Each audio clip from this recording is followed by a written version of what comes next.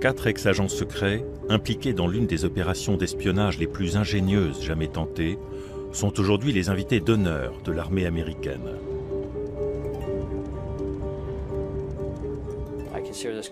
Pour moi, c'est un honneur de rencontrer ces types-là. Le premier s'appelle Eugene Kovalenko. Il était parmi les premiers agents envoyés à Berlin. Il repérait les informations décisives avant de les transmettre à Washington et Londres. C'était passionnant. C'était la période la plus intense de ma vie. L'opération, menée dans le Berlin de la guerre froide, fait aujourd'hui encore l'objet de polémiques et de rumeurs. Le suivant, M. Robert Williamson, est colonel en retraite du corps des ingénieurs de l'armée américaine. C'est la première fois que j'en parle. Quand on a travaillé dans l'espionnage, on n'en parle pas. Point. 60 ans plus tard, la CIA déclassifie enfin le dossier. John E. Quirk, membre du corps des transmissions qui a aussi fourni une couverture à l'opération PB Success à la même époque. Je serais ravi de rencontrer des gens qui ont participé à l'opération avant qu'il soit trop tard. Aujourd'hui, on commémore la construction clandestine d'un tunnel de 500 mètres sous le secteur soviétique de Berlin. Et enfin, Oleg Kalugin, désormais citoyen américain. Il était général-major du KGB.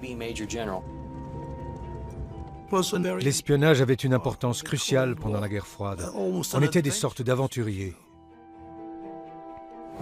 Bon, on y va.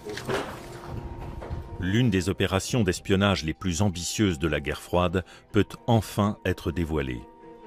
C'est une histoire riche en rebondissements.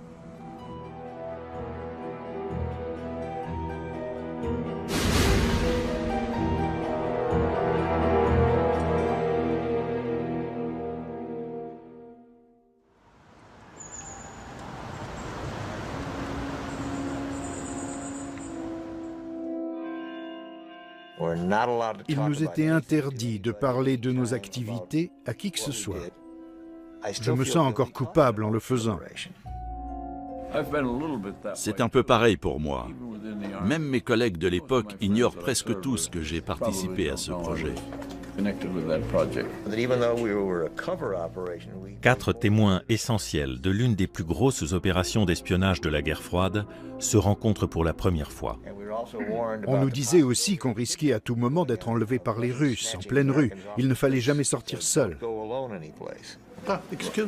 Pardon, messieurs, je me présente. Oleg Kalahan. Kalugin, en russe. Ancien officier supérieur du KGB.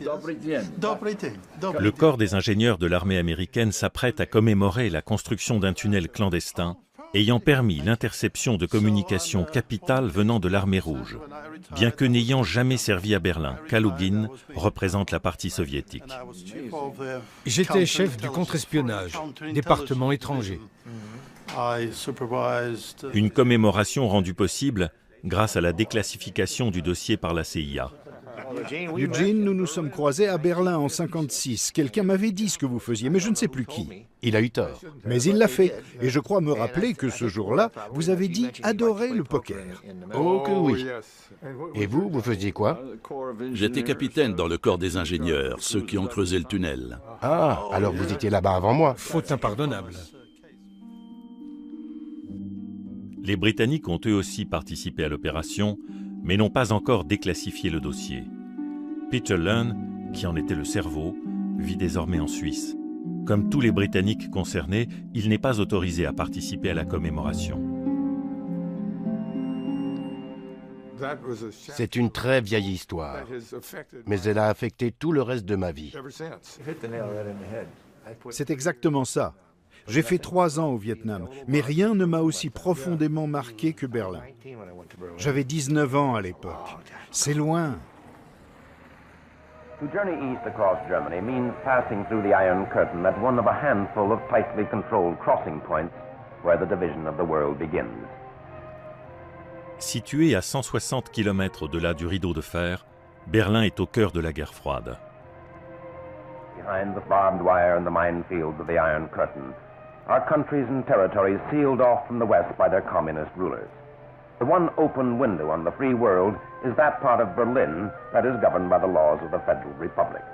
Nous sommes en 1952. Berlin-Ouest forme une île dans l'océan communiste. Est et Ouest se défient de part et d'autre des barbelés. Et Berlin fourmille d'espions.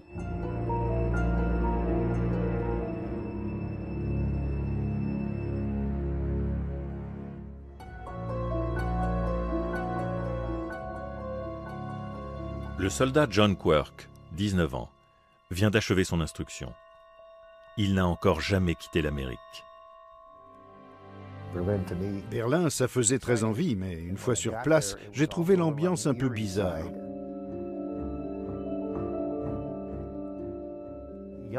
Les jeunes n'ont pas la moindre idée concrète de ce qu'a été la guerre froide. Les enlèvements d'Américains en pleine rue étaient fréquents à Berlin. On n'avait donc pas le droit de prendre le métro. Et on ne devait pénétrer dans la partie est de la ville sous aucun prétexte. Tout le monde était suivi. Tout le monde espionnait tout le monde.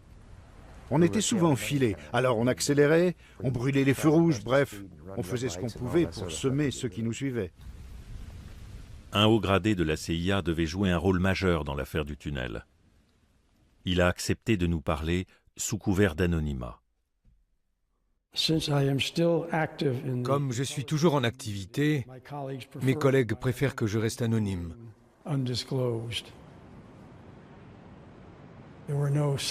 À l'époque, il n'y avait pas de photosatellites. On en savait très peu sur les intentions des Soviétiques. Mais ce qui est sûr, c'est qu'à ce moment-là, le rapport des forces conventionnelles était tellement en faveur des Soviétiques qu'ils auraient facilement pu envahir l'Europe de l'Ouest.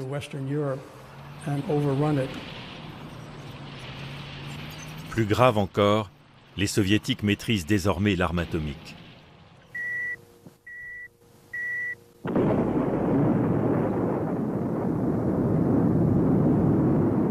La menace d'une troisième guerre mondiale semble bien réelle. George C. Marshall, ministre de la Défense américain, est catégorique. Peu importe ce que ça coûte, je veux qu'on soit averti 24 heures à l'avance d'une attaque soviétique. Cette déclaration pose le problème de l'espionnage, et c'est un ex-champion de ski britannique qui en trouvera la solution. Peter Lunn dirige le bureau berlinois des services secrets britanniques. C'est un homme calme, fervent ennemi du communisme. Son idée ? Intercepter les câbles de télécommunications militaires souterrains des Soviétiques. Le principal problème est d'ordre pratique. Quel câble choisir ? Par chance, la CIA dispose d'une informatrice dans le secteur Est. Son nom de code est Nummer Mädchen, la fille au numéro.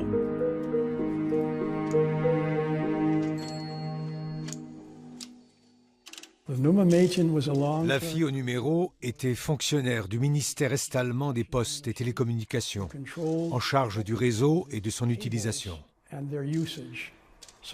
Elle pouvait donc nous dire rapidement et à tout moment qui se servait de tel circuit ou de telle ligne. Ces informations nous étaient précieuses. Avec l'aide de leur informatrice, les Alliés localisent les câbles potentiellement intéressants.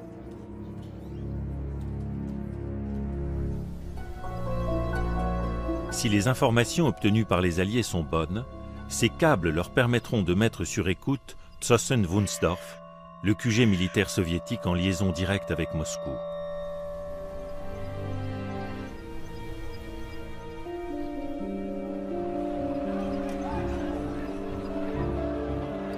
C'est de là que la répression brutale du soulèvement est-allemand de juin 1953 a été orchestrée. Les câbles sélectionnés se trouvent à la périphérie de Berlin, dans un quartier appelé Alt-Glienicke. Ils sont malheureusement placés assez loin dans le secteur soviétique, Or, Britanniques et Américains ne peuvent pas creuser 500 mètres de tunnel sans vérification préliminaire. Un autre informateur du même ministère risque alors sa vie pour les aider. Un agent remarquable en poste à Berlin-Est nous a permis de faire un essai. De nuit, il a branché l'un des câbles pressentis sur une ligne partant vers Berlin-Ouest, de façon à nous fournir un échantillon du matériau potentiel. Ce détournement très risqué d'une quinzaine de minutes révèle la grande qualité d'informations qui circulent sur ces lignes. Le tunnel est plus que jamais une nécessité.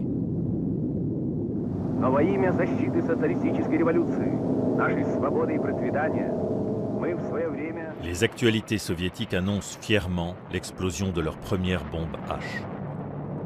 Elle est 18 fois plus puissante que leur première arme atomique.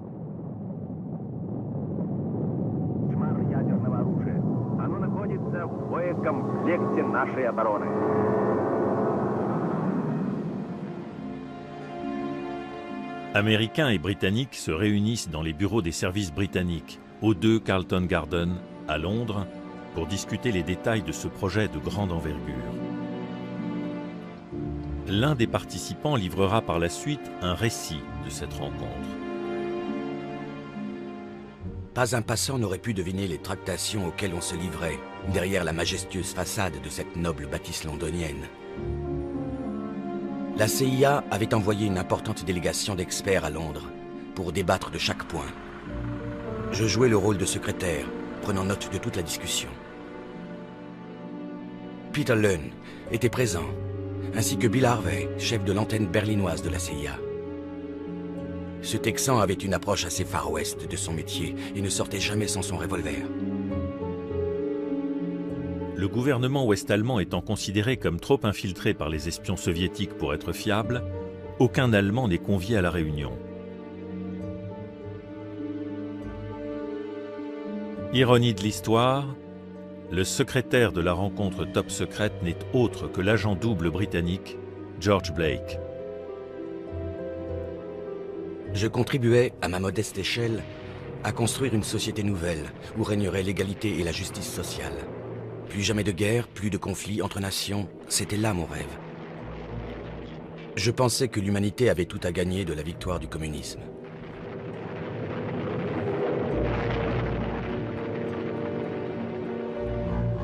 Aucun des participants ne se doute que Blake les trahit au profit des soviétiques.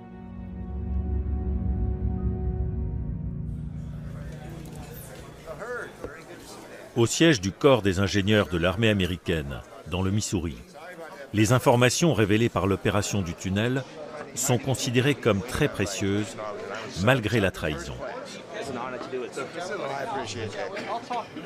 Tout à l'heure, un représentant de la CIA fera le récit complet de l'opération au personnel de la base. Il en profitera pour rendre hommage à nos 4 anciens combattants. Si l'affaire venait à être découverte, on devait pouvoir donner l'alerte immédiatement. Nous savions toujours où se trouvaient les troupes, russes ou autres. Vous vous êtes demandé si quelqu'un avait parlé, non? Pas pendant l'opération. Vous ne l'avez appris qu'une fois le tunnel fermé? Non, non, on l'a su quand Blake est passé à l'Est. Quand Blake est passé à l'Est, ah d'accord. C'est là que vous avez perdu vos illusions, en quelque sorte.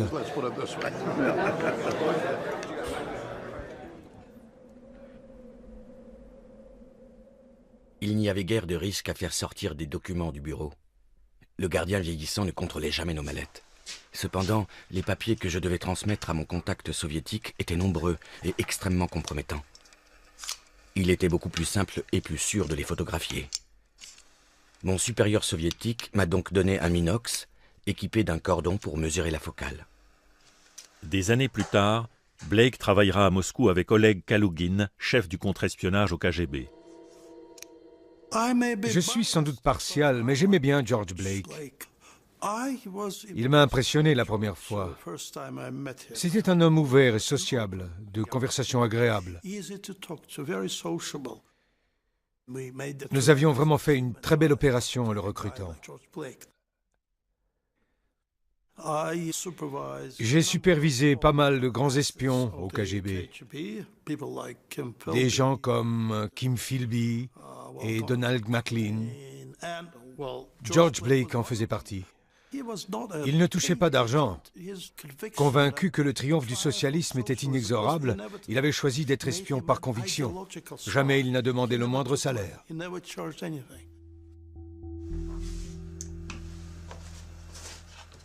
Quand mon contact me montra l'appareil, je fus quelque peu décontenancé.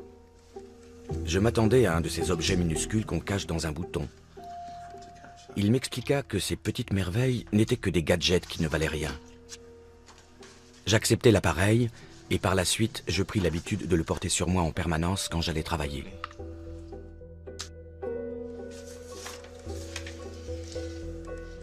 À Berlin, loin de se douter que les Soviétiques sont déjà au courant de leur projet, les Alliés passent à l'action sans délai. Ils dressent les plans détaillés du tunnel, louent un terrain de la taille d'un pâté de maison et recrutent une équipe de spécialistes. Les Britanniques se chargeront de la mise sur écoute, les Américains de l'ingénierie du tunnel.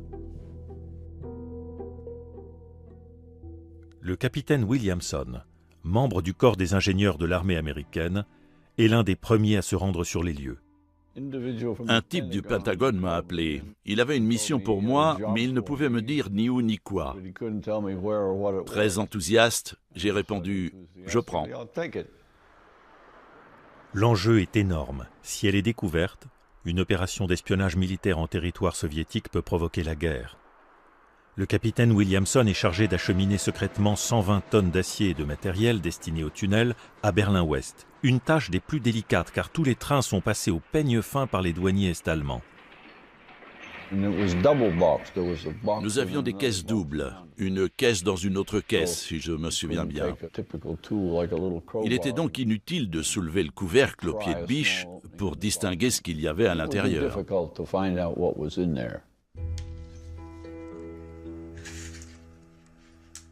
Au début, j'étais assez nerveux quand je prenais mes photos. Mais on s'habitue à tout. Bien sûr, il y avait toujours le danger d'être surpris, mais je me sentais capable de l'affronter. Quel sentiment j'éprouvais en prenant en photo ces documents top secrets? Tout simplement aucun. Je cessais d'exister. Concentré sur la mise au point et la lumière, ma personne se réduisait à un œil dans le viseur et aux doigts qui appuyaient sur le bouton.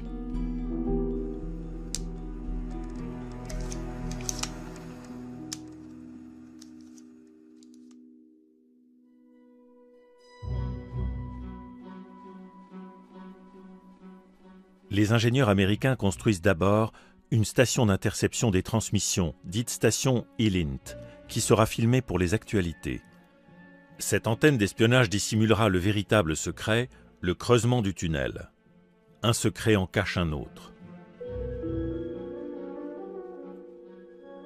Pour assurer une couverture efficace, la station doit réellement fonctionner. Le soldat John Quirk fait partie du personnel. La division de l'E-Lint occupait le rez-de-chaussée du bâtiment. Le sous-sol était réservé à l'opération tunnel. On n'était pas censé y aller, il était interdit de s'en approcher. Ce n'était écrit nulle part, mais c'était clair. Le sous-sol est vaste. Il n'est conçu que pour dissimuler les milliers de tonnes de terre que va engendrer le creusement. On ne pouvait tout de même pas se permettre des va-et-vient de camions pour évacuer la terre je ne sais où. Une fois le bâtiment terminé, les travaux d'excavation commencent. Un puits est creusé jusqu'à la profondeur requise, 7 mètres. On a commencé par faire un trou au marteau-piqueur d'au moins 3 mètres de diamètre. Ensuite, on a creusé à la main, à la pelle et à la pioche. Il fallait de bons petits soldats pour dégager toute cette terre. C'était nous. Mais l'affaire est mal engagée. Nous sommes tombés sur ce que nous avons pris pour les fondations d'un bâtiment bombardé. Mais quand on s'est attaqué à la couche de briques, le contenu d'une fosse septique en pleine activité a jailli dans le puits et a failli asphyxier 2 personnes. Littéralement, oui. Ça a été une horreur de nettoyer tout ça. Mais un simple nettoyage ne suffira pas à surmonter l'obstacle suivant.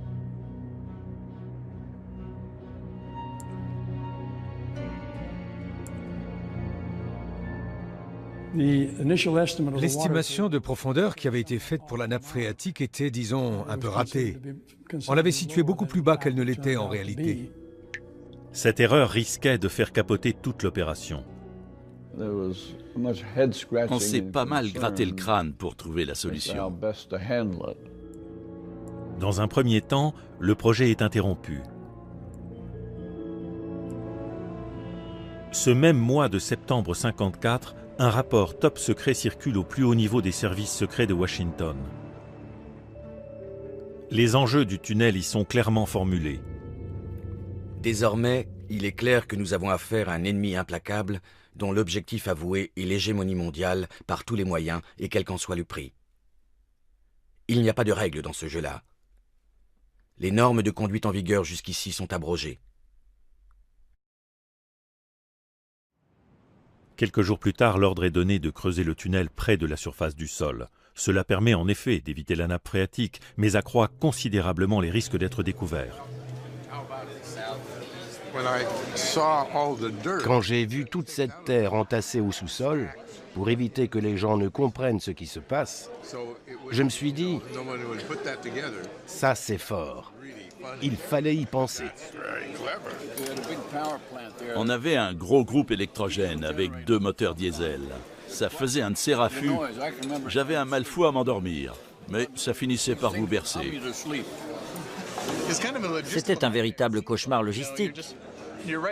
Creuser un tunnel juste sous la surface, bien en vue, à l'endroit le plus explosif du moment, c'est ce qui s'appelle être en première ligne.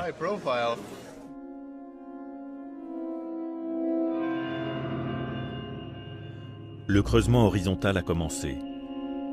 À l'avant du tunnel, seuls 2 hommes peuvent travailler de front. Ils s'aident d'une machine, le bouclier, pour poser les 6000 plaques de la voûte.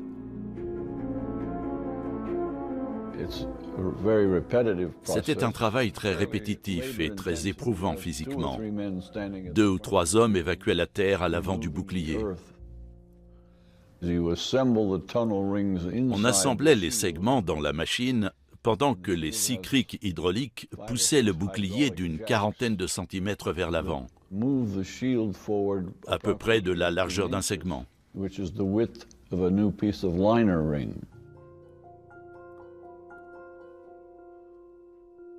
Comme nous n'étions pas à la profondeur souhaitée, nous faisions constamment attention à ne pas faire trop de bruit. Pour étouffer les bruits, le tunnel est tapissé de sacs de sable. Un chariot élévateur monté sur pneus emporte silencieusement la terre sur des rails en bois.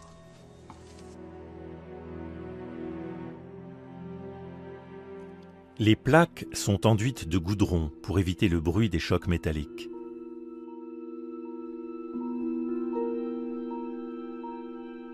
Une patrouille spéciale surveillait la zone en permanence. On avait installé une ligne pour qu'ils puissent nous contacter à tout moment. Dès que quelqu'un traversait la zone, un fermier ou la police, peu importe, on arrêtait de creuser. Le secret est si bien gardé que même le personnel de la station Elint, qui sert de couverture à l'étage, ignore ce qu'on construit au sous-sol. Tous ceux qui ne travaillaient pas au tunnel essayaient de deviner ce qui se passait en dessous. À la longue, j'ai fini par m'en douter. Ce qui m'a mis la puce à l'oreille, c'est que j'ai remarqué à plusieurs reprises qu'un des nouveaux avait le bas des jambes et les bottes couverts de sable humide. Je me suis dit, ce type creuse quelque chose. Puis j'ai appris que l'un des soldats du groupe était un spécialiste de la langue russe. Alors j'ai cogité et j'en ai conclu qu'il creusait un tunnel. On progresse de 5 mètres par jour. Mais chaque mètre gagné sous Berlin-Est augmente le risque d'être entendu. Dans l'hypothèse d'être découvert par les Soviétiques, on place des explosifs tout le long du tunnel. Or, grâce à Blake, les gens du KGB sont parfaitement au courant de l'avancée des travaux. mais ils hésitent sur la conduite à tenir. Je rencontrais généralement mon contact le soir, aux alentours de Londres. Je lui décrivais les grandes lignes du projet. J'en mesurais bien sûr toute l'importance. Aussi, j'insistais sur le caractère ultra-secret de l'opération et sur la nécessité, en cas de réaction des autorités soviétiques, de ne pas éveiller les soupçons avec les mesures qu'ils allaient éventuellement prendre. Mon correspondant soviétique fut très impressionné par l'audace et par l'envergure du projet et me demanda de le tenir informé de son développement.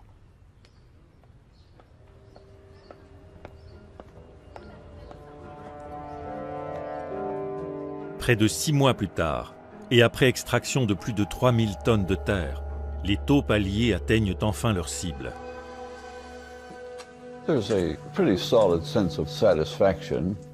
On a éprouvé une grande satisfaction quand tout a été fini. L'équipe avait été remarquable. On avait choisi des gens de grande valeur. On n'aurait vraiment pas pu trouver mieux.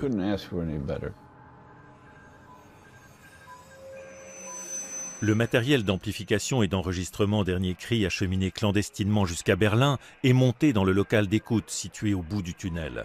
Mais la phase la plus délicate de l'opération reste à venir.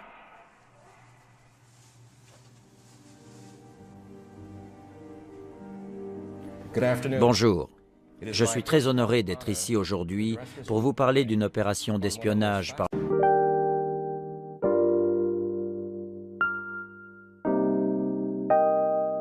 parmi les plus passionnantes de la guerre froide, celle du tunnel sous Berlin.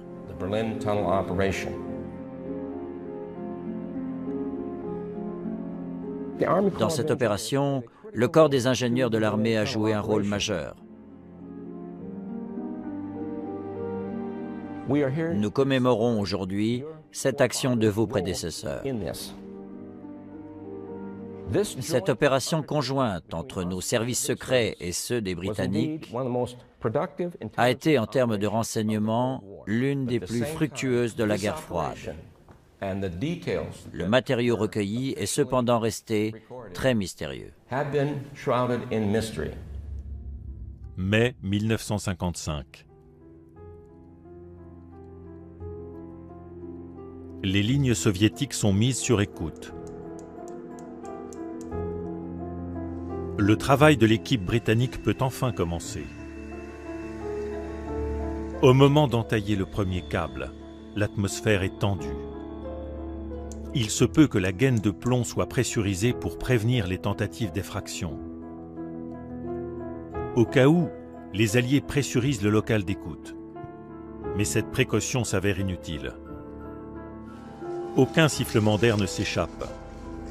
Le travail peut commencer.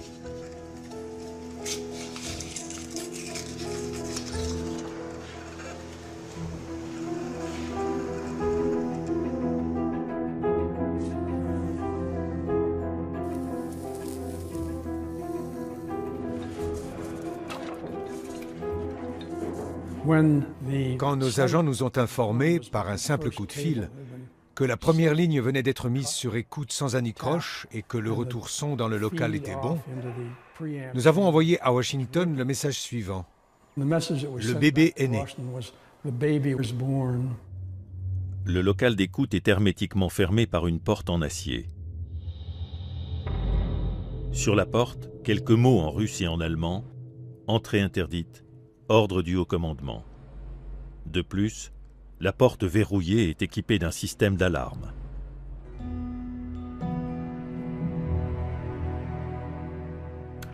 Si les Alliés avaient su que Blake les trahissait, ils auraient agi tout autrement. Tromper des gens qui vous font confiance n'a rien de particulièrement intelligent. Je n'ai jamais aimé le faire et n'y ai jamais pris aucun plaisir. C'était le résultat d'une grave décision prise dans des circonstances exceptionnelles. Une guerre impitoyable faisait rage autour de moi. Toute époque violente engendre des actes extrêmes. Aujourd'hui, je me demande comment j'ai réussi, cette fois-là et par la suite, à jouer si parfaitement la comédie.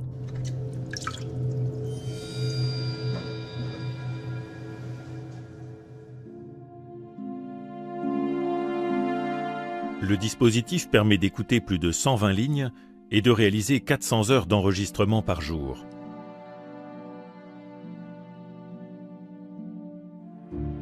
Mais le projet manque cruellement de russophones suffisamment fiables pour écouter les communications les plus importantes sur place. L'école des langues de l'armée américaine est chargée d'en trouver un. Ce sera le caporal Kovalenko. Sautez dans le premier avion et vite. Vous allez à Berlin avec ordre de liquider les gêneurs si nécessaire. Impossible d'en dire plus, on vous expliquera tout sur place. Et me voilà parti. L'ordre était signé Général Maxwell Taylor, pour moi tout seul. Maxwell Taylor, le grand chef des armées. Qu'est-ce que c'est que cette histoire? À Berlin, Kovalenko perce rapidement ce mystère. Le capitaine Livingston a ouvert la porte et m'a dit « Caporal, ceci n'est pas une installation militaire, mais une opération de la CIA. » Je ne savais pas ce qu'était la CIA, tout ça n'avait aucun sens pour moi. Alors je ne l'oublierai jamais, il m'a dit « Caporal, sachez que vous allez participer à la plus dangereuse opération d'espionnage du moment. » À 22 ans, Kovalenko se retrouve ainsi en première ligne sur le front de la guerre froide, chargé de repérer en écoute directe tout ce qui pourrait indiquer une attaque imminente. J'ai commencé à travailler 20 heures par jour et 7 jours par semaine. Après quelque temps, je pouvais reconnaître chaque voix. J'identifiais les gens simplement à leur façon de décrocher et de respirer. Je savais instantanément qui c'était. C'était passionnant. J'imaginais les gens d'après leur voix. J'avais toute une galerie de portraits dans la tête. Le général Almarkov, par exemple, une rose entre les dents, éblouissant. Il entretenait des femmes dans son appartement de Moscou. Il leur offrait des bas en nylon, des tas de trucs. Bref, c'était un coquin.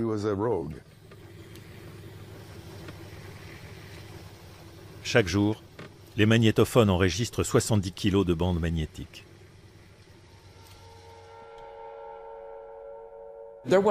Cette opération a fourni une masse de renseignements, avec l'enregistrement de plus de 500 000 coups de fil de généraux et de conversations au plus haut niveau avec Moscou. Pourtant, le KGB connaissait l'existence de l'opération, avant même que le chef de la CIA ne donne son feu vert.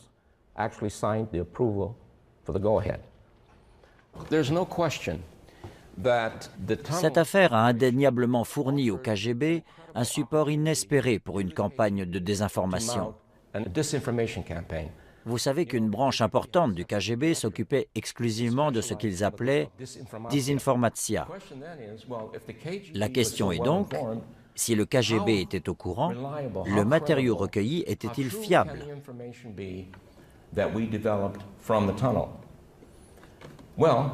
L'explication n'est pas simple, mais aussi incroyable que ce soit, la réponse est oui. Régulièrement, un officier remet les bandes en main sûre. On se retrouvait de nuit, jamais au même endroit. On transférait les boîtes de sa voiture à la mienne, puis, après un changement de plaque aussi discret que possible, je les emmenais à la base. De là, elles sont acheminées à l'aéroport par des moyens de transport réguliers. Mais l'aéroport est truffé d'informateurs soviétiques.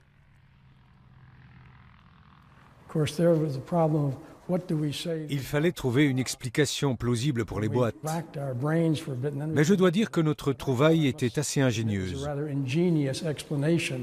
Nous avons dit que les boîtes contenaient des échantillons de radium et que leur poids était dû au doublage de plomb, destiné à éviter les radiations.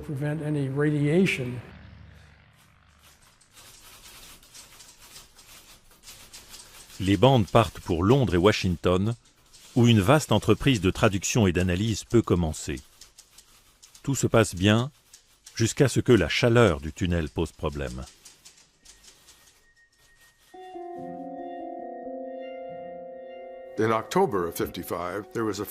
En octobre 1955, première chute de neige. J'entends crier et courir partout, alors je regarde par la fenêtre est et je vois cette bande sombre, sans neige, qui va tout droit vers l'est et qui part de notre bâtiment. C'était comme une immense flèche pointée vers nous. Tout le monde s'est dit, mon Dieu, ça y est, c'est fini. C'est fini.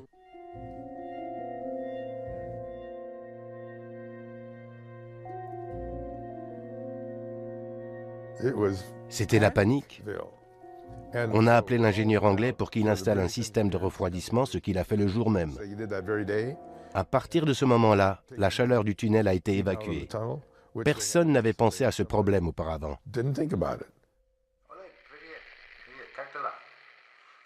Une fois l'alerte passée, le tunnel continue de fournir une masse d'informations, allant des mouvements de troupes jusqu'aux noms et adresses de chercheurs nucléaires soviétiques. Le chef de la CIA, Allen Dulles, décrira par la suite le tunnel comme l'une des opérations les plus audacieuses et les plus fructueuses jamais entreprises. C'était un outil exceptionnel et le seul accès possible à ce type d'informations. Une opération d'espionnage de cette envergure constitue cependant un risque pour les Alliés. Sa découverte par les Russes pourrait virer au désastre.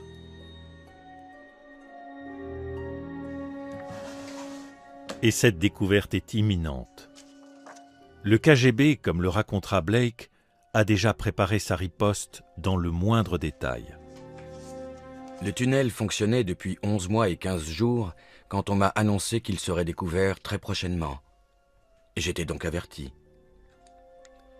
J'étais inquiet, bien sûr, parce que la première question serait « Comment les Soviétiques ont-ils su ?»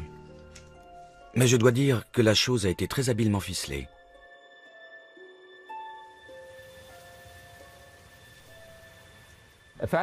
C'est une histoire forte, avec tous les ingrédients d'un grand film, qui mérite selon moi d'être raconté. Elle montre ce à quoi nous étions confrontés pendant la guerre froide. N'oubliez pas que l'adversaire avait l'arme nucléaire. Ce que nous voulions, c'était les moyens d'anticiper et, si possible, d'empêcher une attaque. Le tunnel de Berlin a joué ce rôle. J'aimerais maintenant vous présenter nos invités d'honneur, Bob Williamson, John Quirk, venez, Oleg, s'il vous plaît. Venez, Eugene. Lou Mehrer, auteur de l'exposé, montrera ensuite le dossier de l'affaire, désormais consultable à nos 4 vétérans.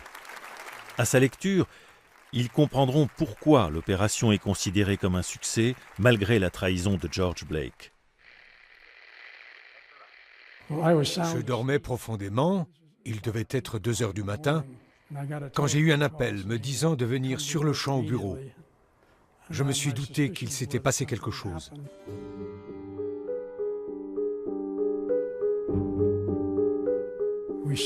Des gens des télécommunications est-allemandes allaient et venaient le long des lignes, jetaient des coups d'œil par les regards, etc.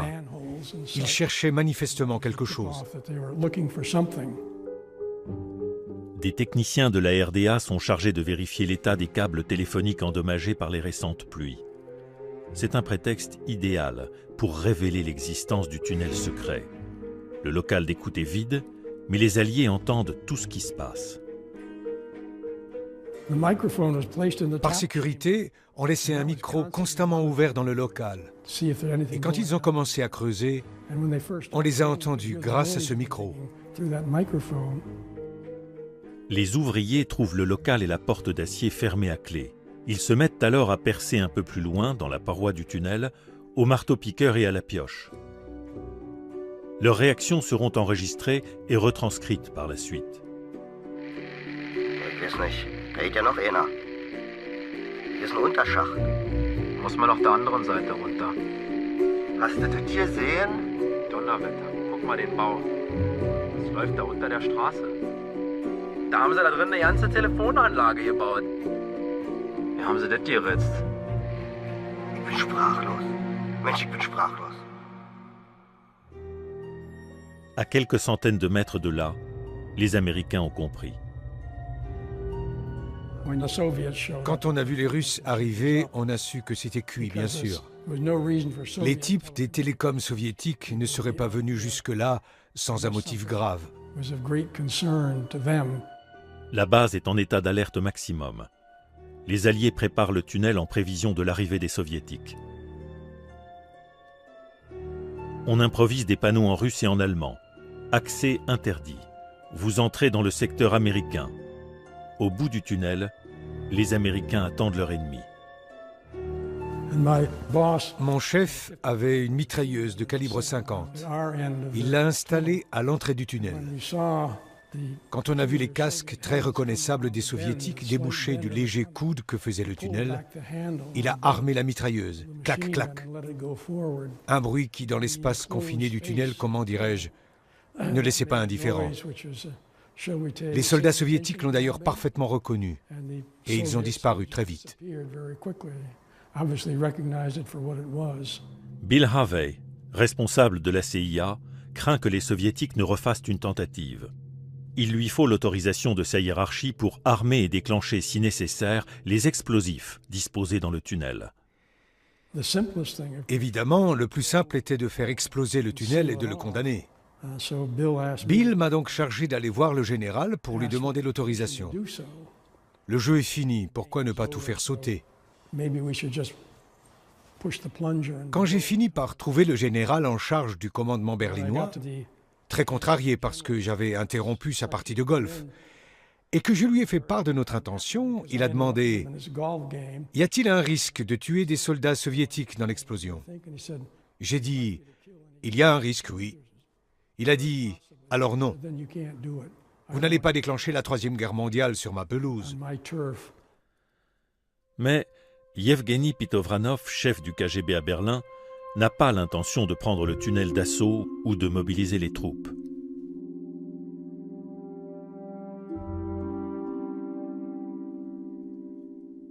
Il a choisi d'affronter l'ennemi sur un autre terrain et il a pensé à tout. Heinz Junge, photographe à Berlin-Est, travaille pour Central Bild, l'agence de presse de l'État. Soudain, à 17 h, un responsable du service photo nous donne l'ordre d'aller au quartier général soviétique dans le faubourg de Karl-Horst. À son arrivée au QG du KGB, Junge est emmené par un officier vers une destination inconnue. Je me disais qu'un avion soviétique s'était peut-être écrasé quelque part. Nous sommes partis en voiture. En cours de route, quelqu'un m'a demandé si mon appareil photo était équipé d'un flash. J'ai répondu « oui, bien sûr ». Junge est le premier photographe à pénétrer dans le tunnel. Mon accompagnateur m'a pris par le bras en me disant « Payareli », ce qui veut dire « vite, dépêchez-vous ». Il y avait un trou de forme carrée dans le sol. Nous sommes descendus et l'officier qui m'accompagnait a ouvert une porte. Face à nous, il y avait une lumière très vive, émanant d'une lampe néon. Nous ne connaissions pas ce genre de lumière. Sur ordre de l'officier soviétique, j'ai commencé à prendre des photos. Il insistait pour que je fasse vite. Il avait une liste de tout ce que j'étais supposé photographier.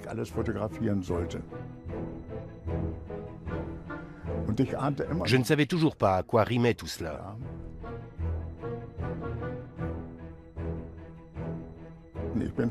J'allais d'un endroit à l'autre. Il me disait de photographier ceci, de photographier cela. Parfois, il me montrait du doigt ce que je devais photographier et je lui demandais de retirer sa main de mon champ de vision. J'ai compris plus tard pourquoi il était si pressé. Les Soviétiques avaient besoin de ces photos à Moscou pour les publier dans les journaux du soir et pour les diffuser aux actualités télévisées. L'idée des Soviétiques consiste à dévoiler le tunnel aux médias du monde entier pour le présenter comme un exemple d'agression impérialiste. Journalisten aus aller Welt besichtigten den amerikanischen Spionagetunnel in Berlin-Altklinike. Ein völlig rechtswidriger Eingriff in den Telefonverkehr der Deutschen Post. Eine Verletzung aller Normen internationaler Gesetzlichkeit, gegen die unsere Regierung protestierte. Mit der Aushebung dieses Vorpostens der amerikanischen NATO-Strategen auf dem Gebiet der DDR haben die kalten Krieger eine neue Schlappe erlitten und wurden vor aller Welt als Feinde des Friedens entlarvt. Mais le plan des Soviétiques se retourne contre eux. Blake se souvient. À l'Ouest, la presse salue l'opération comme l'un des plus grands succès de la CIA dans la guerre froide. Un journal de Berlin-Ouest a titré pleine page « 1-0 pour les Américains », comme pour un match de foot.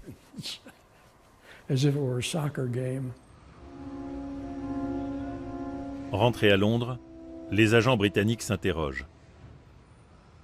Même si l'on avait constaté que presque tout l'équipement trouvé dans le tunnel était de fabrication britannique, personne, absolument personne, n'émettait l'hypothèse d'une quelconque participation britannique dans cette opération. Pour Peter Lunn, c'était intolérable. Il décida alors de réunir l'ensemble du personnel de la station de Berlin, tous grades confondus, et leur raconta toute l'affaire, du début à la fin, en insistant sur le fait que l'idée était venue des services secrets britanniques et en premier lieu, de lui-même. Très logiquement, les Alliés créèrent une commission chargée de comprendre pourquoi le tunnel avait été découvert. J'avoue que cela m'a valu quelques semaines difficiles, mais à la publication des résultats de l'enquête, j'ai respiré.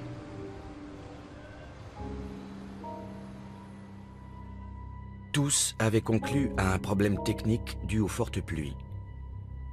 J'étais très soulagé de ne pas être soupçonné. 5 ans plus tard, en 1961, Blake est arrêté. Un transfuge polonais le dénonce comme agent double. Son rôle dans l'affaire du tunnel, tout comme sa trahison de nombreux agents alliés, sont rendus publics. Je ne veux pas être grossier, mais j'étais très en colère. Je me suis dit, mon Dieu, je ne vois vraiment rien à dire pour sa défense. Pour moi, c'était la négation totale de tous les idéaux qu'il avait pu avoir. Si j'avais pu, je lui aurais volontiers passé la corde au cou. Condamné à 42 ans de prison, Blake parvient à s'évader après 5 ans de détention. Il se réfugie à Moscou, où il vit toujours. Ceci est le dossier officiel du tunnel de Berlin, maintenant déclassifié. Jetez-y un coup d'œil. Cette opération, vous y avez tous participé, de près ou de loin. Le dossier vous aidera à mesurer ce qu'elle a pu représenter à l'époque. 60 ans après les faits, nos ex-espions ont enfin le dossier récemment déclassifié par la CIA sous les yeux. Ils y apprendront pourquoi le KGB a laissé cette opération extraordinaire se poursuivre si longtemps. Il s'avère que le KGB n'a finalement pas voulu révéler l'existence du tunnel. C'est l'armée soviétique qui franchit le pas. Ce sont les militaires qui révèlent l'existence du tunnel et tiennent la conférence de presse. Le KGB, lui, est totalement absent. Pourquoi ?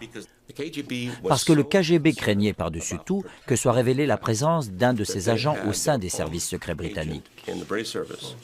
Pour protéger sa source, il cherchait à éviter tout ce qui pouvait compromettre George Blake. En fermant le tunnel trop tôt ou en profitant du dispositif pour alimenter les Alliés en fausses informations, le KGB aurait pris le risque de perdre son super-espion. Au lieu de cela, l'Ouest a eu, 11 mois durant, la confirmation qu'aucune attaque nucléaire n'était planifiée par les Soviétiques. Je lis ici, appendice B, bilan des informations recueillies. Cette opération a fourni une source inégalable de renseignements au jour le jour aux États-Unis et au Royaume-Uni. Les autorités considéraient le tunnel comme leur meilleure alarme potentielle quant aux intentions soviétiques en Europe, voire ailleurs. Le tunnel constituait une source à la fois très rapide et très fiable. Il y a eu d'autres opérations extraordinaires, mais celle-ci, à cause du lieu, de l'ampleur et de l'impact qu'elle a eu, est parmi les plus remarquables de la guerre froide. Un commentateur de l'époque a dit que le tunnel avait davantage contribué à la bonne réputation des Américains en Europe que toutes leurs actions précédentes. Quand mes camarades restés sur place allaient faire un tour en ville, les Berlinois les traitaient en héros. Partout, ils étaient applaudis. Personnellement, je suis fier d'avoir tenu mon petit rôle dans tout ça et d'avoir fait ce que je pouvais faire pour mon pays. Avant que je ne quitte Berlin, le colonel m'a convoqué et m'a dit « Sergent, sachez que le service que vous venez de rendre à votre pays est inestimable et que vous ne pourrez jamais en parler. J'ai ça sur le cœur depuis. Et vous voyez, j'en suis encore ému. Cette colère ne m'a jamais quitté. Le fait que tout ceci soit rendu public est extrêmement important pour moi. » C'est ce qui est beau dans ce métier. Vous travaillez dur, il y a des tas d'obstacles, mais quand les difficultés sont vaincues et que vous réussissez, alors là, quel triomphe!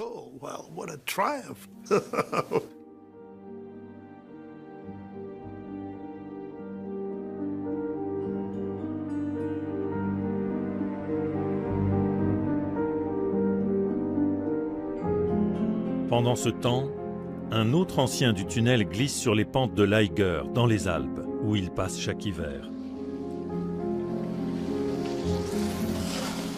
Aujourd'hui, Peter Lunn a 96 ans.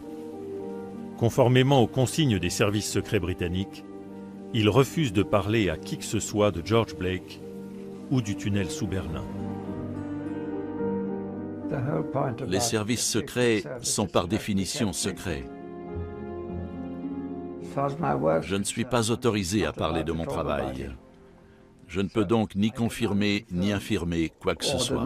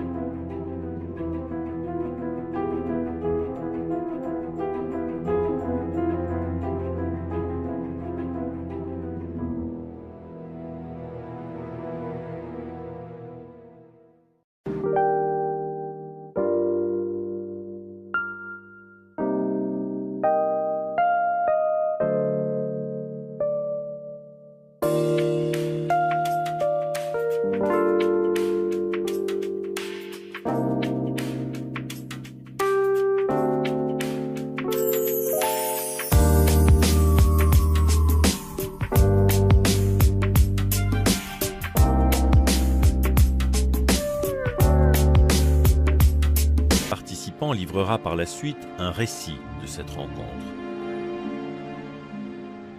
Pas un passant n'aurait pu deviner les tractations auxquelles on se livrait derrière la majestueuse façade de cette noble bâtisse londonienne. La CIA avait envoyé une importante délégation d'experts à Londres pour débattre de chaque point. Je jouais le rôle de secrétaire, prenant note de toute la discussion. Peter Lunn était présent, ainsi que Bill Harvey, chef de l'antenne berlinoise de la CIA. Ce Texan avait une approche assez Far West de son métier et ne sortait jamais sans son revolver. Le gouvernement ouest-allemand étant considéré comme trop infiltré par les espions soviétiques pour être fiable, aucun Allemand n'est convié à la réunion. Ironie de l'histoire, le secrétaire de la rencontre top secrète n'est autre que l'agent double britannique George Blake. Je contribuais, à ma modeste échelle, à construire une société nouvelle où régnerait l'égalité et la justice sociale. Plus jamais de guerre, plus de conflits entre nations, c'était là mon rêve. Je pensais que l'humanité avait tout à gagner de la victoire du communisme.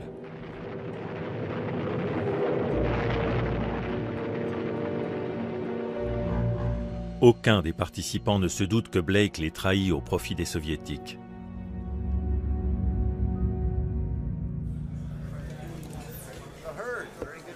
Au siège du corps des ingénieurs de l'armée américaine, dans le Missouri, les informations révélées par l'opération du tunnel sont considérées comme très précieuses, malgré la trahison. Tout à l'heure, un représentant de la CIA fera le récit complet de l'opération au personnel de la base. Il en profitera pour rendre hommage à nos 4 anciens combattants. Si l'affaire venait à être découverte, on devait pouvoir donner l'alerte immédiatement. Nous savions toujours où se trouvaient les troupes, russes ou autres. Vous vous êtes demandé si quelqu'un avait parlé, non? Pas pendant l'opération. Vous ne l'avez appris qu'une fois le tunnel fermé? Non, non, on l'a su quand Blake est passé à l'est. Quand Blake est passé à l'est, ah d'accord. C'est là que vous avez perdu vos illusions, en quelque sorte.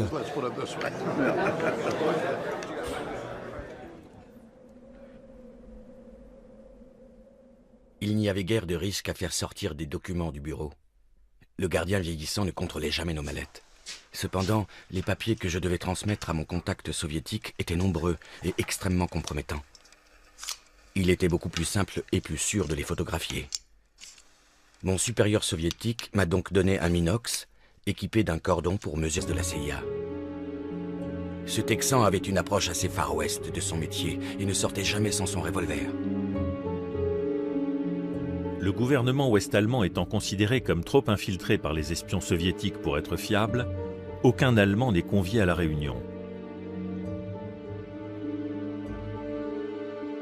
Ironie de l'histoire, le secrétaire de la rencontre top secrète n'est autre que l'agent double britannique George Blake.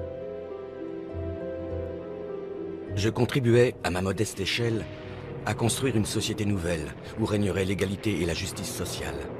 Plus jamais de guerre, plus de conflits entre nations, c'était là mon rêve. Je pensais que l'humanité avait tout à gagner de la victoire du communisme.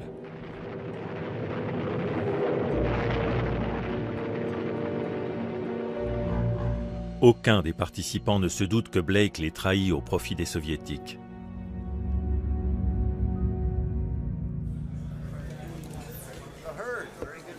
Au siège du corps des ingénieurs de l'armée américaine, dans le Missouri, les informations révélées par l'opération du tunnel sont considérées comme très précieuses, malgré la trahison. Tout à l'heure, un représentant de la CIA fera le récit complet de l'opération au personnel de la base. Il en profitera pour rendre hommage à nos 4 anciens combattants. Si l'affaire venait à être découverte, on devait pouvoir donner l'alerte immédiatement. Nous savions toujours où se trouvaient les troupes, russes ou autres. Vous vous êtes demandé si quelqu'un avait parlé, non? Pas pendant l'opération. Vous ne l'avez appris qu'une fois le tunnel fermé? Non, non, on l'a su quand Blake est passé à l'est. Quand Blake est passé à l'est, ah d'accord. C'est là que vous avez perdu vos illusions, en quelque sorte.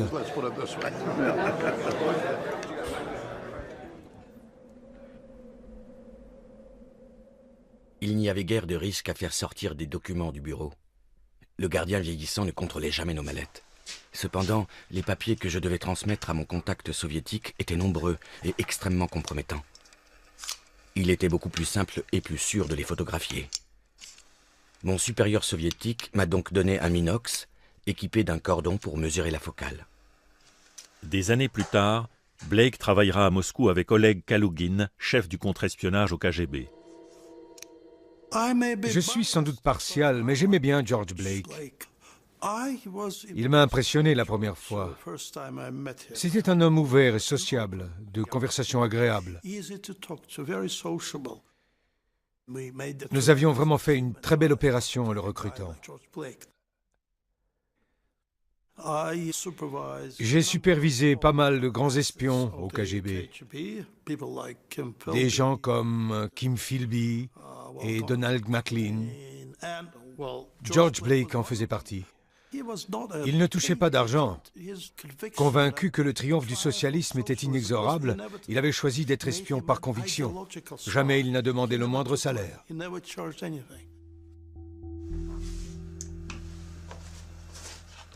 Quand mon contact me montra l'appareil, je fus quelque peu décontenancé.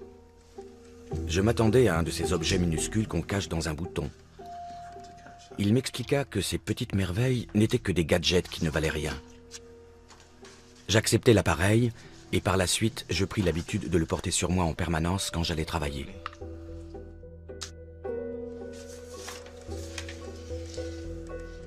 À Berlin, loin de se douter que les Soviétiques sont déjà au courant de leur projet, les Alliés passent à l'action sans délai. Ils dressent les plans détaillés du tunnel, louent un terrain de la taille d'un pâté de maison et recrutent une équipe de spécialistes. Les Britanniques se chargeront de la mise sur écoute, les Américains de l'ingénierie du tunnel. Le capitaine Williamson, membre du corps des ingénieurs de l'armée américaine, est l'un des premiers à se rendre sur les lieux. Un type du Pentagone m'a appelé. Il avait une mission pour moi, mais il ne pouvait me dire ni où ni quoi. Très enthousiaste, j'ai répondu « Je prends ». L'enjeu est énorme. Si elle est découverte, une opération d'espionnage militaire en territoire soviétique peut provoquer la guerre. Le capitaine Williamson est chargé d'acheminer secrètement 120 tonnes d'acier et de matériel destinés au tunnel à Berlin-Ouest. Une tâche des plus délicates car tous les trains sont passés au peigne fin par les douaniers est-allemands. Nous avions des caisses doubles, une caisse dans une autre caisse, si je me souviens bien. Il était donc inutile de soulever le couvercle au pied de biche pour distinguer ce qu'il y avait à l'intérieur.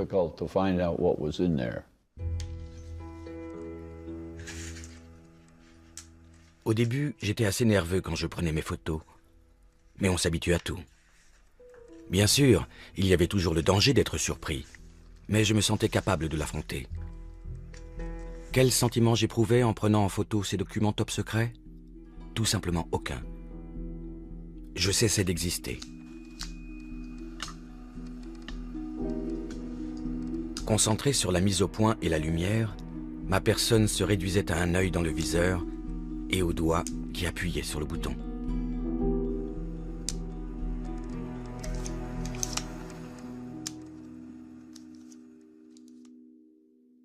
Bien.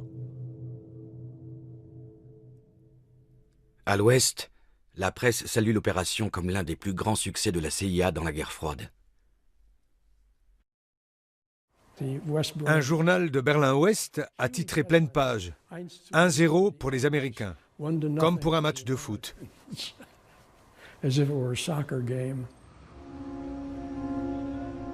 Rentrés à Londres, les agents britanniques s'interrogent.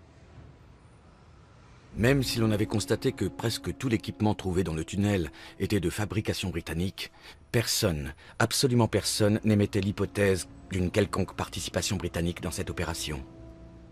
Pour Peter Lunn, c'était intolérable. Il décida alors de réunir l'ensemble du personnel de la station de Berlin, tous grades confondus, et leur raconta toute l'affaire, du début à la fin, en insistant sur le fait que l'idée était venue des services secrets britanniques et en premier lieu, de lui-même. Très logiquement, les Alliés créèrent une commission chargée de comprendre pourquoi le tunnel avait été découvert. J'avoue que cela m'a valu quelques semaines difficiles, mais à la publication des résultats de l'enquête, j'ai respiré.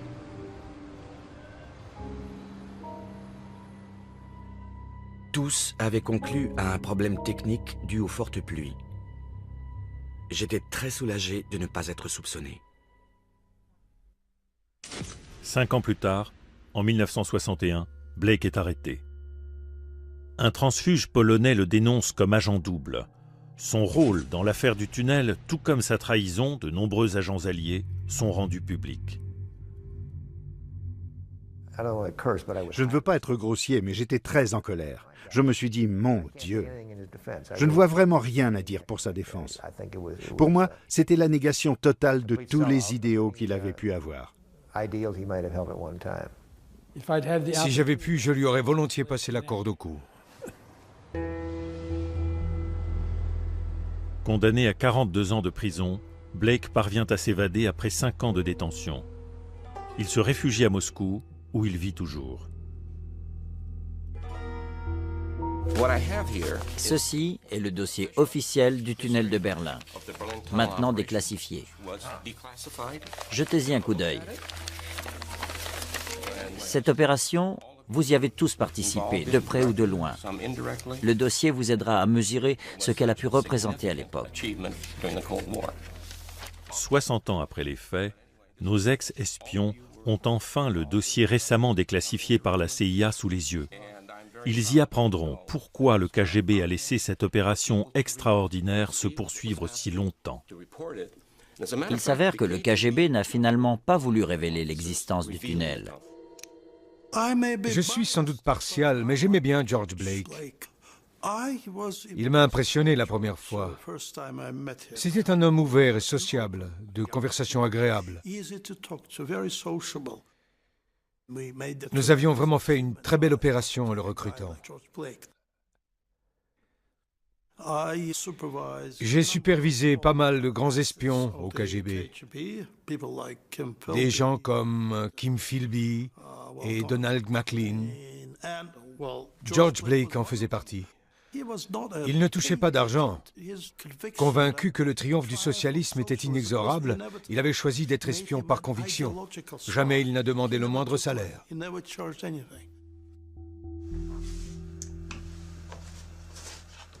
Quand mon contact me montra l'appareil, je fus quelque peu décontenancé. Je m'attendais à un de ces objets minuscules qu'on cache dans un bouton. Il m'expliqua que ces petites merveilles n'étaient que des gadgets qui ne valaient rien. J'acceptai l'appareil et par la suite, je pris l'habitude de le porter sur moi en permanence quand j'allais travailler.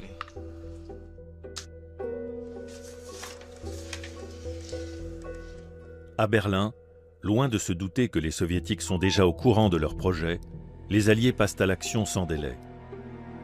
Ils dressent les plans détaillés du tunnel, louent un terrain de la taille d'un pâté de maison et recrutent une équipe de spécialistes. Les Britanniques se chargeront de la mise sur écoute, les Américains de l'ingénierie du tunnel. Le capitaine Williamson, membre du corps des ingénieurs de l'armée américaine, est l'un des premiers à se rendre sur les lieux. Un type du Pentagone m'a appelé. Il avait une mission pour moi, mais il ne pouvait me dire ni où ni quoi. Très enthousiaste, j'ai répondu « Je prends ». L'enjeu est énorme. Si elle est découverte, une opération d'espionnage militaire en territoire soviétique peut provoquer la guerre. Le capitaine Williamson est chargé d'acheminer secrètement 120 tonnes d'acier et de matériel destiné au tunnel à Berlin-Ouest. Une tâche des plus délicates car tous les trains sont passés au peigne fin par les douaniers est-allemands. Nous avions des caisses doubles, une caisse dans une autre caisse, si je me souviens bien.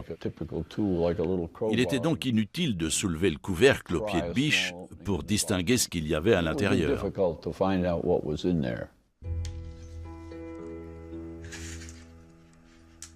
Au début, j'étais assez nerveux quand je prenais mes photos.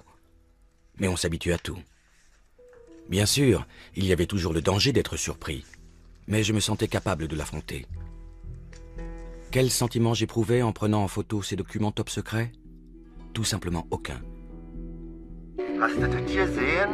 Donnerwetter, guck mal den Bau. Was läuft da unter der Straße? Da haben sie da drin eine ganze Telefonanlage gebaut. Wie haben sie das geritzt? Ich bin sprachlos. Mensch, ich bin sprachlos. À quelques centaines de mètres de là, les Américains ont compris. Quand on a vu les Russes arriver, on a su que c'était cuit, bien sûr. Les types des télécoms soviétiques ne seraient pas venus jusque-là sans un motif grave. La base est en état d'alerte maximum. Les Alliés préparent le tunnel en prévision de l'arrivée des Soviétiques. On improvise des panneaux en russe et en allemand. Accès interdit. Vous entrez dans le secteur américain. Au bout du tunnel, les Américains attendent leur ennemi. Mon chef avait une mitrailleuse de calibre 50. Il l'a installée à l'entrée du tunnel. Quand on a vu les casques très reconnaissables des Soviétiques déboucher du léger coude que faisait le tunnel, il a armé la mitrailleuse. Clac, clac. Un bruit qui, dans l'espace confiné du tunnel, comment dirais-je, ne laissait pas indifférent. Les soldats soviétiques l'ont d'ailleurs parfaitement reconnu et ils ont disparu très vite. Bill Harvey, responsable de la CIA, craint que les Soviétiques ne refassent une tentative. Il lui faut l'autorisation de sa hiérarchie pour armer et déclencher, si nécessaire, les explosifs disposés dans le tunnel. Évidemment, le plus simple était de faire exploser le tunnel et de le condamner. Bill m'a donc chargé d'aller voir le général pour lui demander l'autorisation. Le jeu est fini, pourquoi ne pas tout faire sauter? Quand j'ai fini par trouver le général en charge du commandement berlinois, très contrarié parce que j'avais interrompu sa partie de golf, et que je lui ai fait part de notre intention, il a demandé « Y a-t-il un risque de tuer des soldats soviétiques dans l'explosion ?» J'ai dit « Il y a un risque, oui. » Il a dit « Alors non. Vous n'allez pas déclencher la Troisième Guerre mondiale sur ma pelouse. » Mais Yevgeny Pitovranov, chef du KGB à Berlin, n'a pas l'intention de prendre le tunnel d'assaut ou de mobiliser les troupes.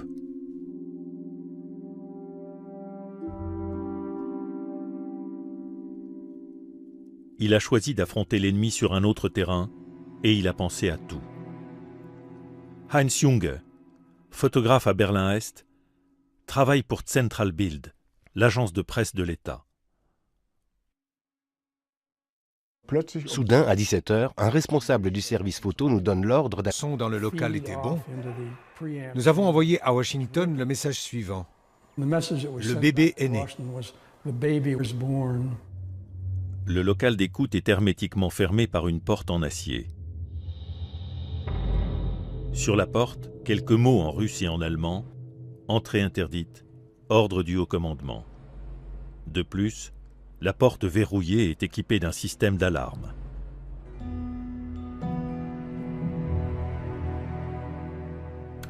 Si les Alliés avaient su que Blake les trahissait, ils auraient agi tout autrement. Tromper des gens qui vous font confiance n'a rien de particulièrement intelligent. Je n'ai jamais aimé le faire et n'y ai jamais pris aucun plaisir. C'était le résultat d'une grave décision prise dans des circonstances exceptionnelles. Une guerre impitoyable faisait rage autour de moi.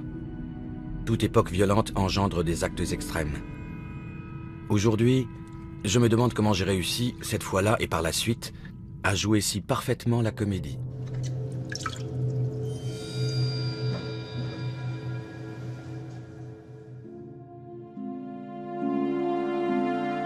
Le dispositif permet d'écouter plus de 120 lignes et de réaliser 400 heures d'enregistrement par jour.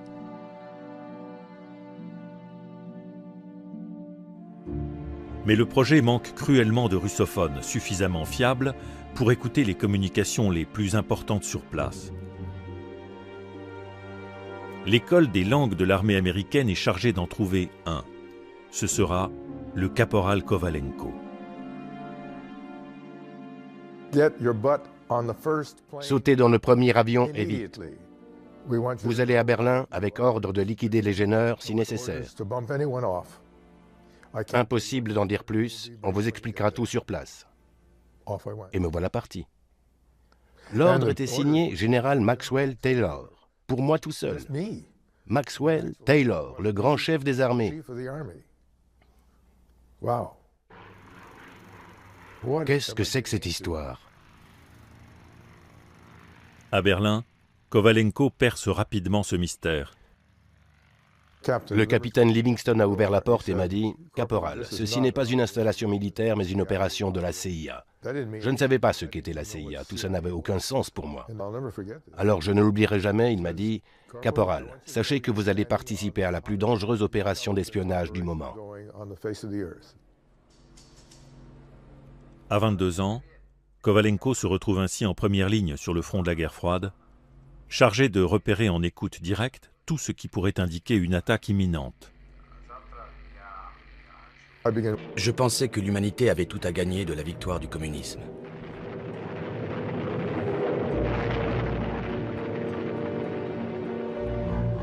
Aucun des participants ne se doute que Blake les trahit au profit des Soviétiques.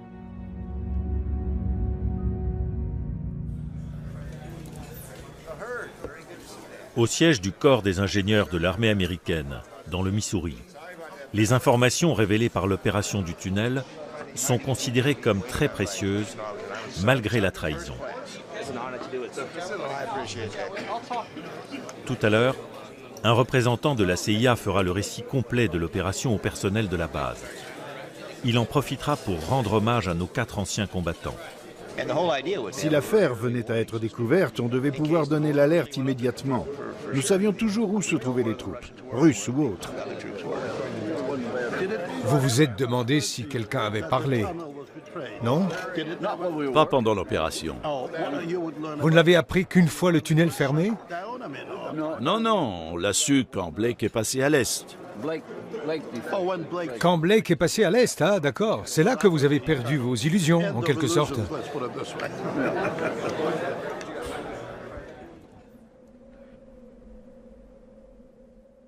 Il n'y avait guère de risque à faire sortir des documents du bureau. Le gardien vieillissant ne contrôlait jamais nos mallettes. Cependant, les papiers que je devais transmettre à mon contact soviétique étaient nombreux et extrêmement compromettants. Il était beaucoup plus simple et plus sûr de les photographier. Mon supérieur soviétique m'a donc donné un minox équipé d'un cordon pour mesurer la focale. Des années plus tard, Blake travaillera à Moscou avec Oleg Kalugin, chef du contre-espionnage au KGB. Je suis sans doute partial, mais j'aimais bien George Blake. Il m'a impressionné la première fois. C'était un homme ouvert et sociable, de conversation agréable. Nous avions vraiment fait une très belle opération en le recrutant. J'ai supervisé pas mal de grands espions au KGB. Des gens comme Kim Philby et Donald McLean. George Blake en faisait partie. Il ne touchait pas d'argent. Convaincu que le triomphe du socialisme était inexorable, il avait choisi d'être espion par conviction. Jamais il n'a demandé le moindre salaire.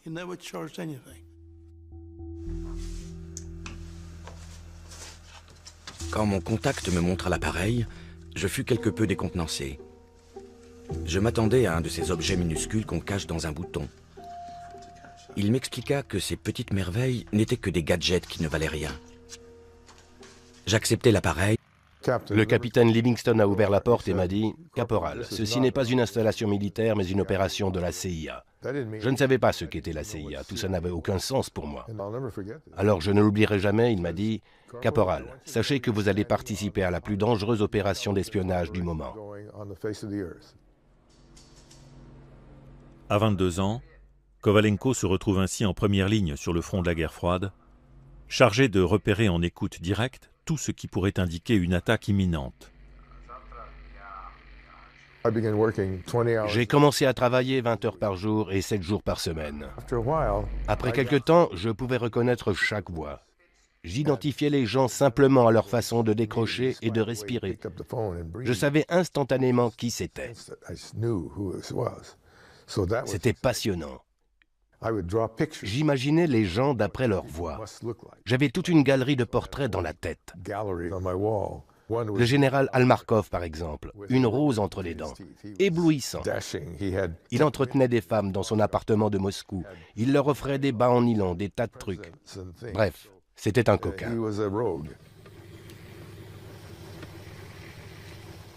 Chaque jour, les magnétophones enregistrent 70 kilos de bandes magnétiques.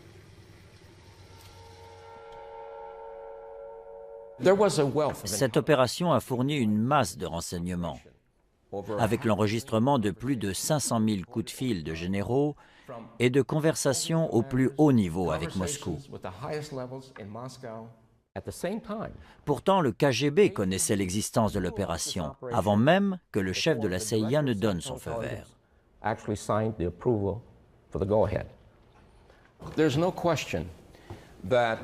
Cette affaire a indéniablement fourni au KGB un support inespéré pour une campagne de désinformation. Vous savez qu'une branche importante du KGB s'occupait exclusivement de ce qu'ils appelaient « désinformatia ». La question est donc, si le KGB était au courant, le matériau recueilli était-il fiable ?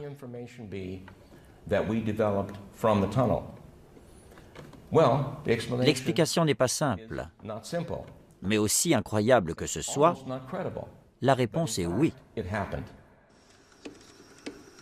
Régulièrement, un officier remet les bandes en main sûre. On se retrouvait de nuit, jamais au même endroit. On transférait les boîtes de sa voiture à la mienne, puis, après un changement de plaque aussi discret que possible, je les emmenais à la base. De là, elles sont acheminées à resté très mystérieux. Mai 1955. Les lignes soviétiques sont mises sur écoute. Le travail de l'équipe britannique peut enfin commencer.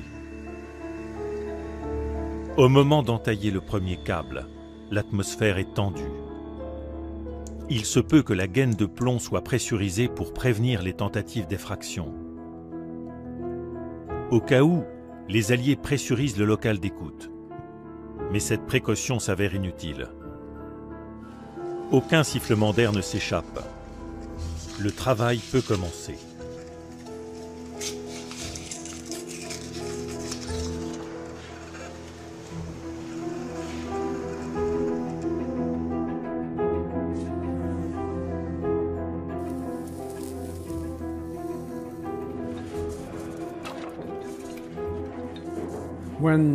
Quand nos agents nous ont informés, par un simple coup de fil, que la première ligne venait d'être mise sur écoute sans anicroche et que le retour son dans le local était bon, nous avons envoyé à Washington le message suivant.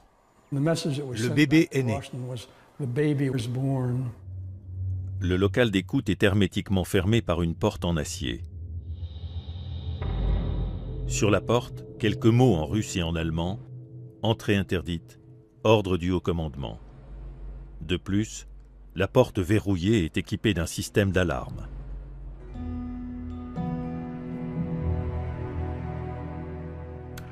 Si les Alliés avaient su que Blake les trahissait, ils auraient agi tout autrement. Tromper des gens qui vous font confiance n'a rien de particulièrement intelligent. Je n'ai jamais aimé le faire et n'y ai jamais pris aucun plaisir. C'était le résultat d'une grave décision prise dans des circonstances exceptionnelles. Une guerre impitoyable faisait rage autour de moi. Toute époque violente engendre des actes extrêmes. Aujourd'hui, je me demande comment j'ai réussi, cette fois-là et par la suite, à jouer si parfaitement la comédie.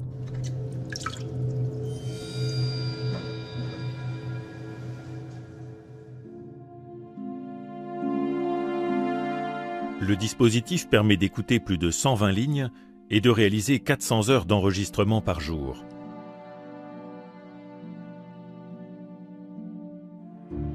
Mais le projet manque cruellement de russophones suffisamment fiables pour écouter les communications les plus importantes sur place. L'école des langues de l'armée américaine est chargée d'en trouver un. Ce sera le... Par un simple coup de fil, que la première ligne venait d'être mise sur écoute sans anicroche et que le retour son dans le local était bon, nous avons envoyé à Washington le message suivant. Le bébé est né. Le local d'écoute est hermétiquement fermé par une porte en acier. Sur la porte, quelques mots en russe et en allemand, entrée interdite, ordre du haut commandement.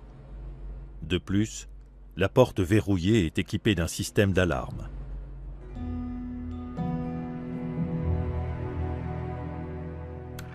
Si les Alliés avaient su que Blake les trahissait, ils auraient agi tout autrement. Tromper des gens qui vous font confiance n'a rien de particulièrement intelligent.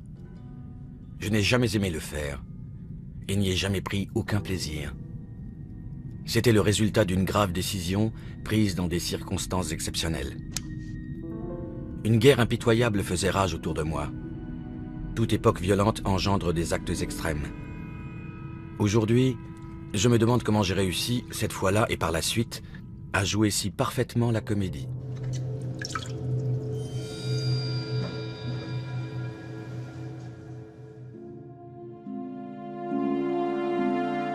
Le dispositif permet d'écouter plus de 120 lignes et de réaliser 400 heures d'enregistrement par jour.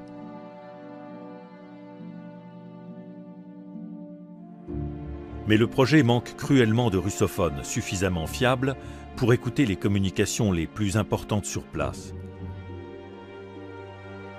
L'école des langues de l'armée américaine est chargée d'en trouver un. Ce sera le caporal Kovalenko. Sautez dans le premier avion et vite. Vous allez à Berlin avec ordre de liquider les gêneurs si nécessaire. Impossible d'en dire plus, on vous expliquera tout sur place.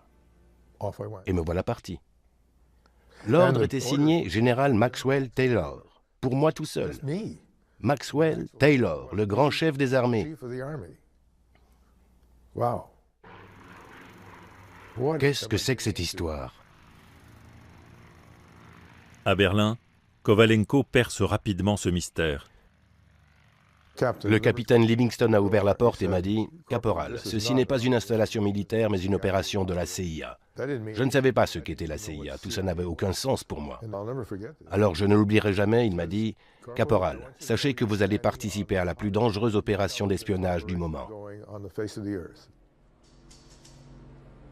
À 22 ans, Kovalenko se retrouve ainsi en première ligne sur le front de la guerre froide, chargé de repérer en écho.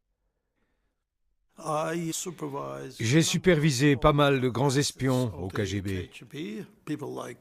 Des gens comme Kim Philby et Donald McLean. George Blake en faisait partie. Il ne touchait pas d'argent.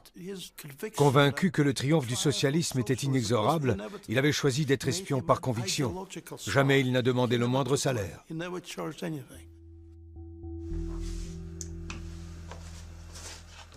Quand mon contact me montra l'appareil, je fus quelque peu décontenancé. Je m'attendais à un de ces objets minuscules qu'on cache dans un bouton. Il m'expliqua que ces petites merveilles n'étaient que des gadgets qui ne valaient rien. J'acceptai l'appareil et par la suite, je pris l'habitude de le porter sur moi en permanence quand j'allais travailler.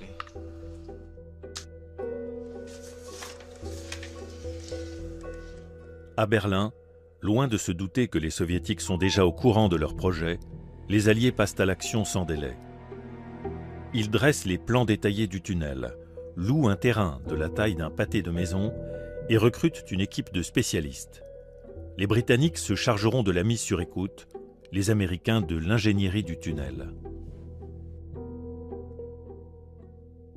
Le capitaine Williamson, membre du corps des ingénieurs de l'armée américaine, est l'un des premiers à se rendre sur les lieux.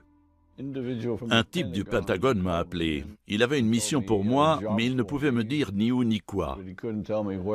Très enthousiaste, j'ai répondu « Je prends ». L'enjeu est énorme. Si elle est découverte, une opération d'espionnage militaire en territoire soviétique peut provoquer la guerre. Le capitaine Williamson est chargé d'acheminer secrètement 120 tonnes d'acier et de matériel destiné au tunnel à Berlin-Ouest. Une tâche des plus délicates car tous les trains sont passés au peigne fin par les douaniers est-allemands. Nous avions des caisses doubles, une caisse dans une autre caisse, si je me souviens bien. Il était donc inutile de soulever le couvercle au pied de biche pour distinguer ce qu'il y avait à l'intérieur.